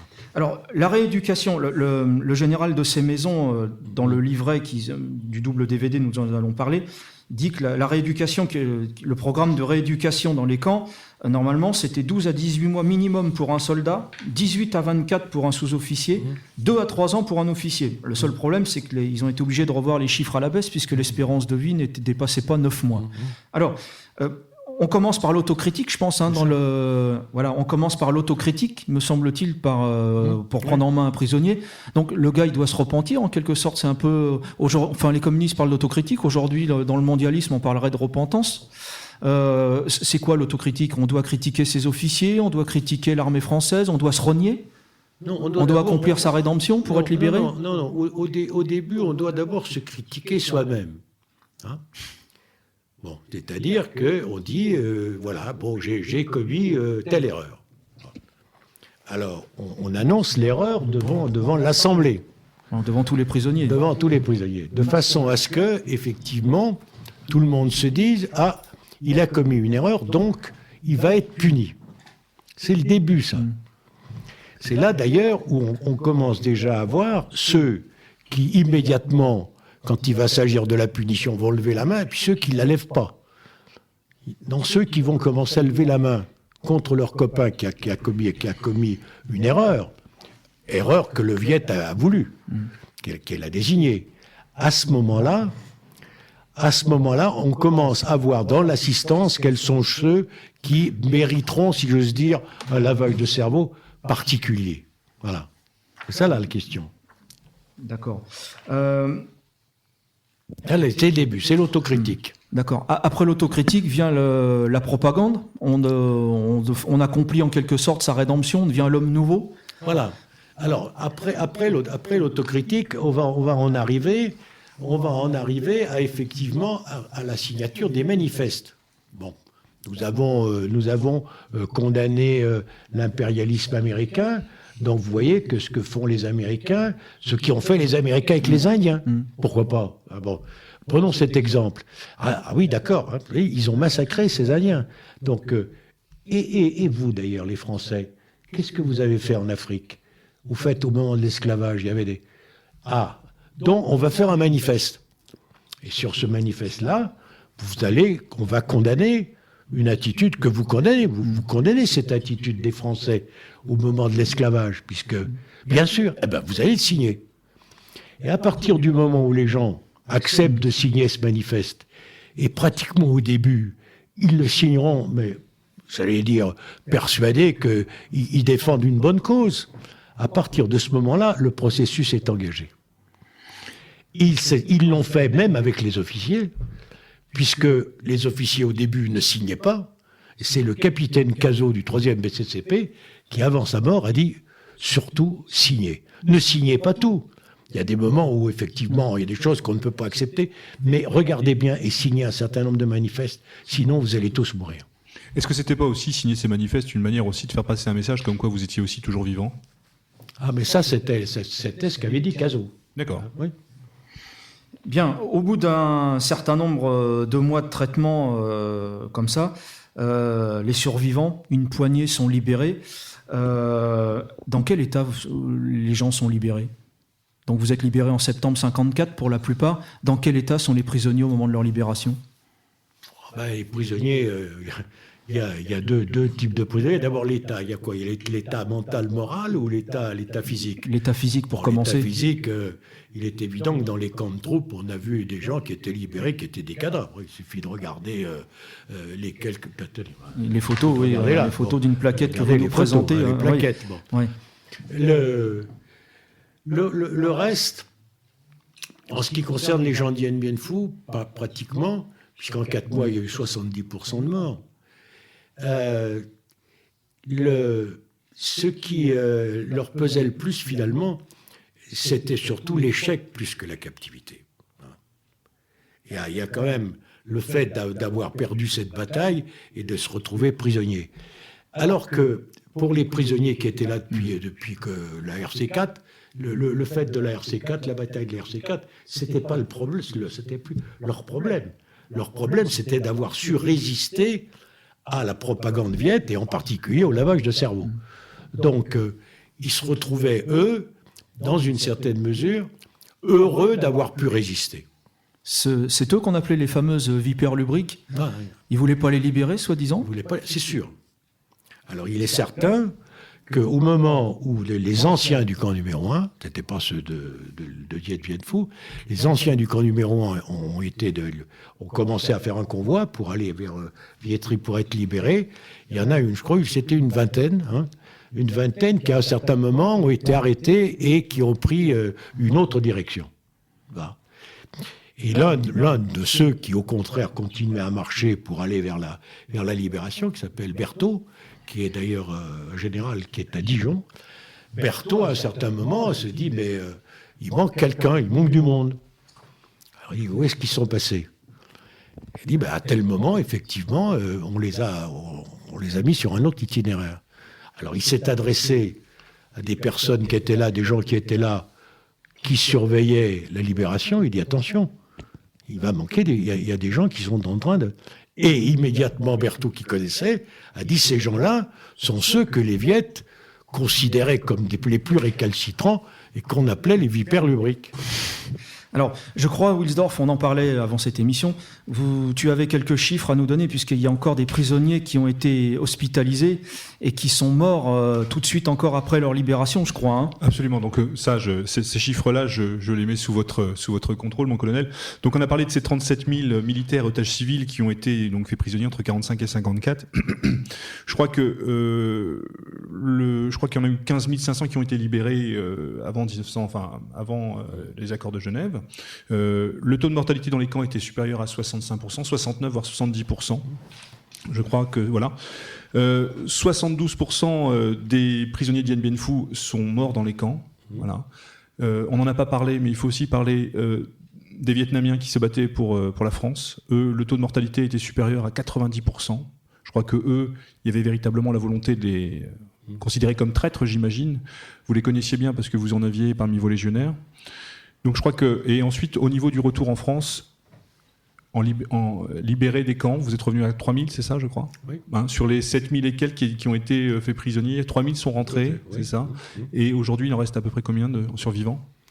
Je peux vous donner le nombre de membres de l'ANAPI. Le membre de l'ANAPI, il y a plus de 1000 personnes à l'ANAPI. Il y a à peu près 150 noms sur le fichier. Mais sur ces noms, il y a les veuves. Mais bon, il y a à peu près 1000 personnes qui sont effectivement, qui ont pratiquement presque tous plus de 80 ans. Alors, cette affaire des camps Viet, personne n'en avait jamais entendu parler, jusqu'au moment où, à la fin des années 80, un homme est ressurgi de l'histoire, un fantôme a ressurgi de l'histoire, c'était le fameux Georges Boudarel.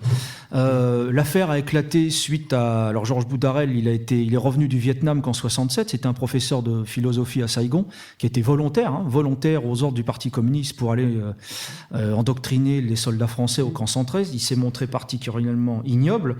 Il est revenu en France qu'en 67, évidemment il a été amnistié. Il est rentré dans l'éducation nationale, il a été enseignant à la fac de Jussieu. Je l'ai bien connu, cette ordure.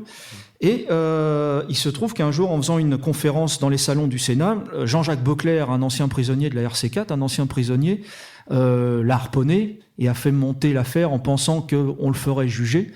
Le fait qu'il soit mort dans son lit, qu'est-ce que ça vous inspire ? Est-ce que ça vous donne confiance en la justice de votre pays ? Alors, d'abord, j'étais au Sénat quand nous avons dénoncé Boudarel.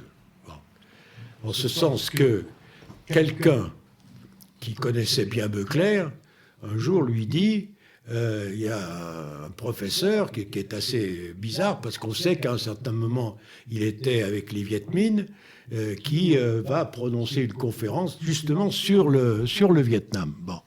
Alors, Boudarel dit, bon, comment il s'appelle ? Beauclerc dit, comment il s'appelle Boudarel. Bon, alors immédiatement, on se renseigne, et effectivement, les gens disent Boudarel, c'est le gars qui était au camp 113. Alors Beauclerc rameute un certain nombre de copains à Paris, et on va au Sénat. Alors il y avait un certain nombre de conférenciers, et puis à un certain moment, la personne qui dirigeait le débat dit maintenant, je vous présente M. Boudarel. Alors évidemment, quand Boudarel est arrivé, Beauclerc, à ce moment-là, l'a dénoncé, et a dénoncé ce qu'il avait été au camp 113, c'est-à-dire l'adjoint du chef de camp. On pouvait même considérer qu'il était presque le commissaire politique du camp. C'était une pratique régulière dans les camps. Je crois qu'à chaque fois, adossé au commissaire politique, il y avait ce qu'ils appelaient un canbo, voilà, qui était un adjoint qui souvent parlait français. Alors est-ce que c'était forcément un français? Je ne sais pas. Ah non, du tout. D'accord.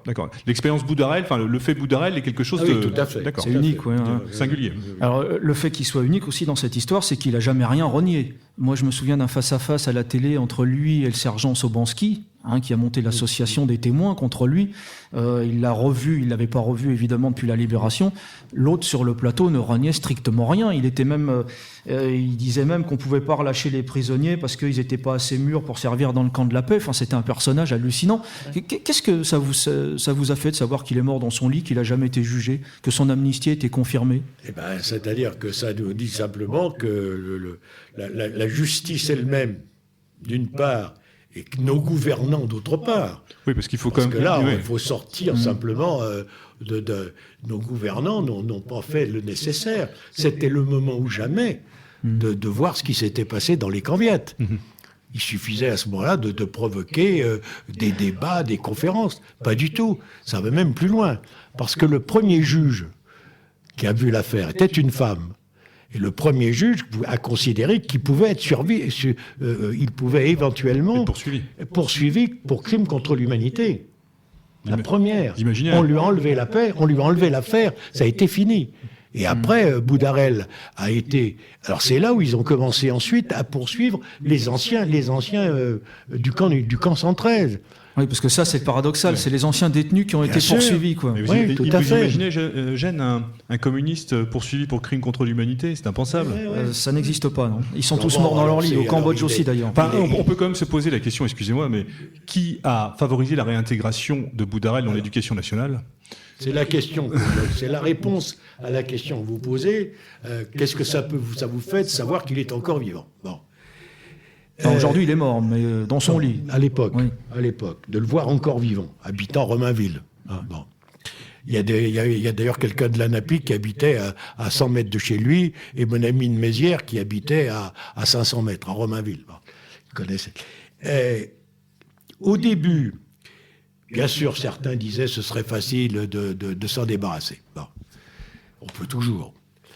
Mais ce qui était important, c'était de savoir qui l'avait réintégré et qui figurait dans la commission de l'éducation nationale, qui est une commission non pas dépendant de l'éducation nationale, c'est une émission gouvernementale, hein, qui a effectivement réadmis ce monsieur Boudarel, qui, après avoir été chez les Viettes pendant un certain nombre d'années au camp 113, ensuite a disparu. Et on sait où il était. Il était à Prague, là où sont formés les cadres du Parti communiste. Il est revenu. Alors, on voulait savoir quels étaient les noms des gens qui appartenaient à cette commission. On n'a jamais connu les noms. Oui, on a parlé à l'époque de la responsabilité notamment de Pierre Messmer dans la réintégration, justement, donc ça reste... Peut-être. Alors, Il faut être sûr. moi, je peux vous donner le nom du recteur de la faculté à l'époque qui le protégeait, qui le faisait protéger, y compris sur le parvis de la Flaque, ce qui s'appelait Alain Gesmar. C'était l'ancien bras droit de Cohn-Bendit en 68. Oui, tout à fait, je connais. De nom, je connais. Oui. Voilà. Et puis, l'ambassade du Vietnam détachait toujours 2-3 gardes du corps pour le protéger pendant qu'il donnait ses cours en amphi, ce qui n'est jamais vu dans les annales de l'université française. Alors, on va parler maintenant de l'association dont vous êtes le porte-parole, l'ANAPI. Hein. Quel est le but de cette association? Parce que c'est une véritable association de combat, l'ANAPI. Il y a les combats pour la mémoire, mais c'est une véritable association de combat. Quels sont les buts de cette association? La vérité. La vérité sur ce qui s'est passé, non pas seulement dans les camps viettes. Nous, on veut dire la vérité de ce qui s'est passé en Indochine entre 1945 et 1954.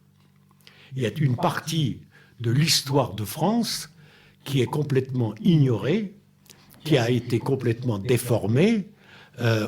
Prenons un exemple. À un certain moment, il y avait effectivement un amiral de coup qui était le patron, le gouverneur de l'Indochine, qui a été remplacé par l'amiral Thierry d'Argentlieu. Bon. On a à un certain moment pratiquement fait le procès de coup. Il a même été condamné par contumace. Pourquoi ? Est-ce que dans l'histoire, on peut dire pourquoi on a eu cette attitude ? Est-ce qu'on sait qu'à ce moment-là, ce gouverneur d'Indochine, il avait, lui, entre ses mains, la vie de Français qui était au moment où les Japonais sont arrivés en Indochine ?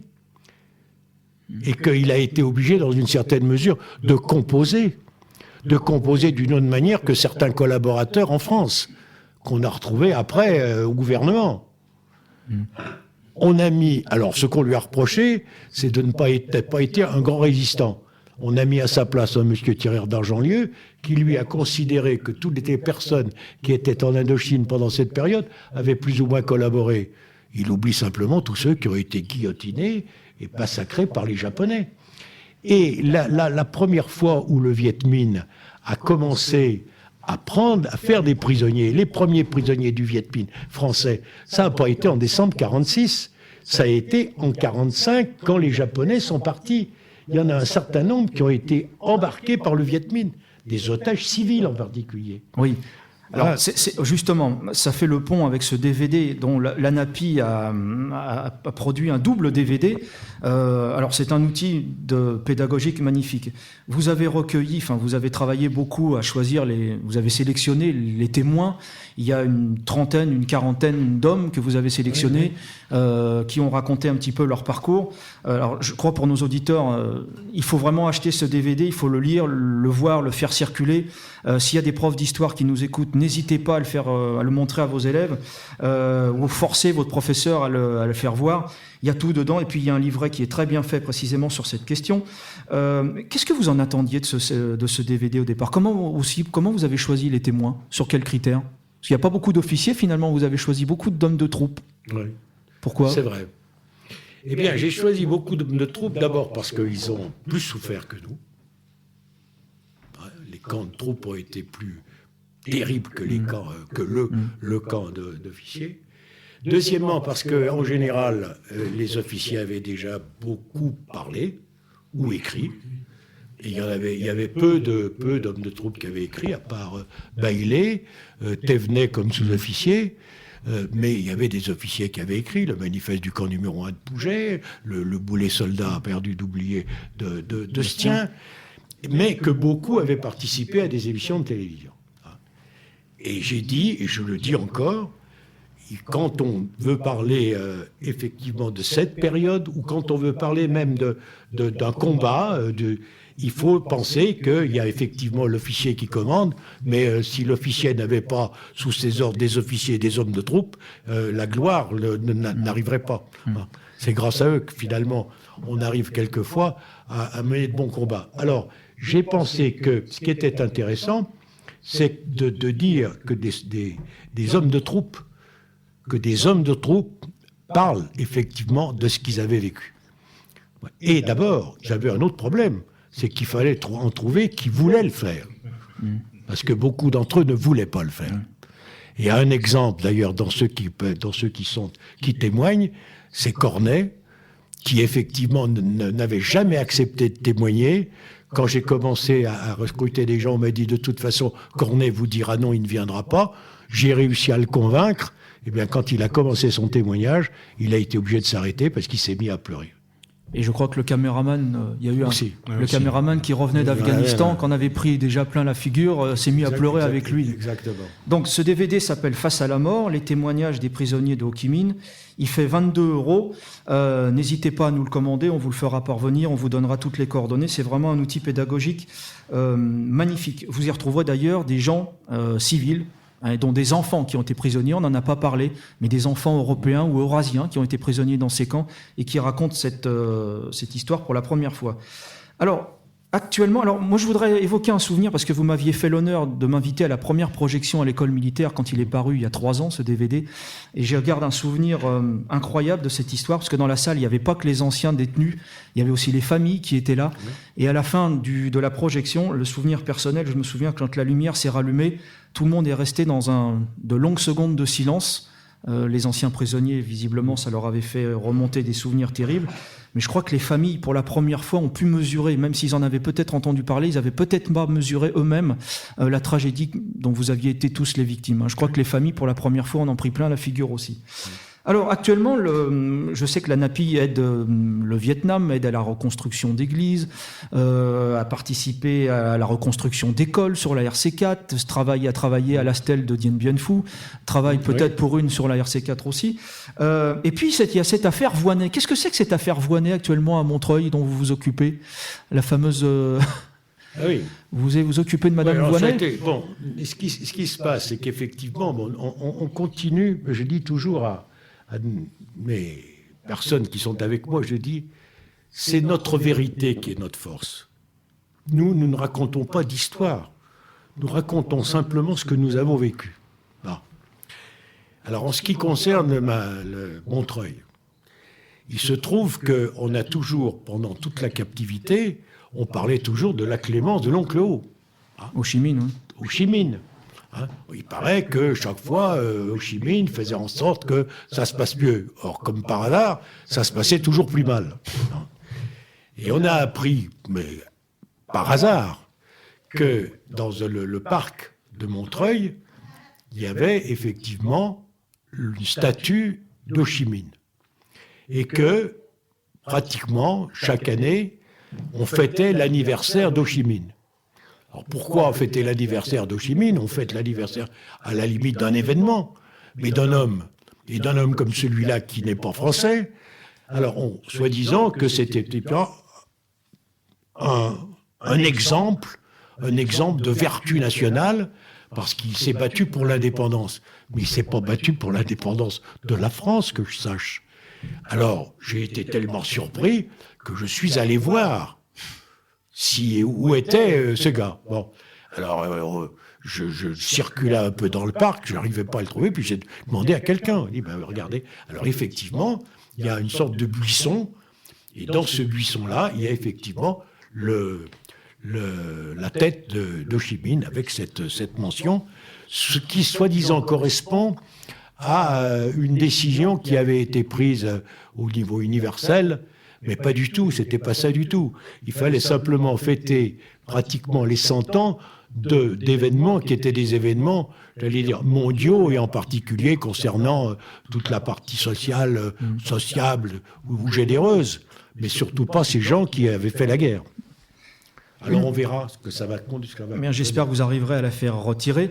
Est-ce que vous faites repentance, Jean Luciani? Est-ce que l'ANAPI fait repentance? C'est tendance en ce moment de faire repentance en Europe. Est-ce que vous faites repentance? Repentance sur quoi? Par rapport au crime dont vous aviez été accusé, selon les Viettes. Est-ce que l'armée française doit faire repentance? Est-ce que la France doit faire repentance? En tout cas, je ne sais pas si la France doit faire repentance. Peut-être qu'il y en a qui effectivement représentent la France, qui pourraient peut-être faire repentance. Mais ils pourraient faire repentance pour ce qu'ils n'ont pas dit sur ce qui se passait au Vietnam. Pour tous ceux qui sont restés là-bas. Comment ? Pour tous ceux qui sont restés là-bas. Pour tous ceux qui sont restés là-bas. Pour ceux qui sont laissés là-bas, non seulement les militaires. L'exemple le plus fameux, c'était cet ambassadeur de France qui a été fait prisonnier par les Viet Moreau. Comment la France a laissé son représentant, le seul représentant qui était auprès des Viet, fait prisonnier par les Viet, qu'ils ont gardé 6 ans. C'est invraisemblable. Jamais un pays n'a accepté ça. Alors, il est évident qu'eux devraient faire repentance, ceux qui, à l'époque, étaient au gouvernement. Dans tous les événements, les 2 grands événements dont on parle au plan militaire, et ensuite sur la captivité, il y a des responsables qui sont des responsables gouvernementaux.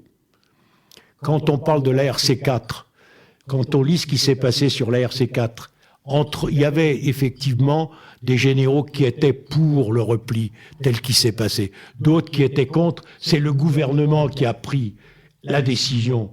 Qui était au gouvernement? Il suffit de le dire. Pourquoi ils ont pris cette décision? Sur Dien Bien Phu, c'est pareil. On fait le procès des chefs militaires. Mais il y avait des gens qui étaient au gouvernement. Alors, est-ce qu'eux n'ont pas à se repentir? Alors, ouais, la repentance, elle n'est pas chez nous.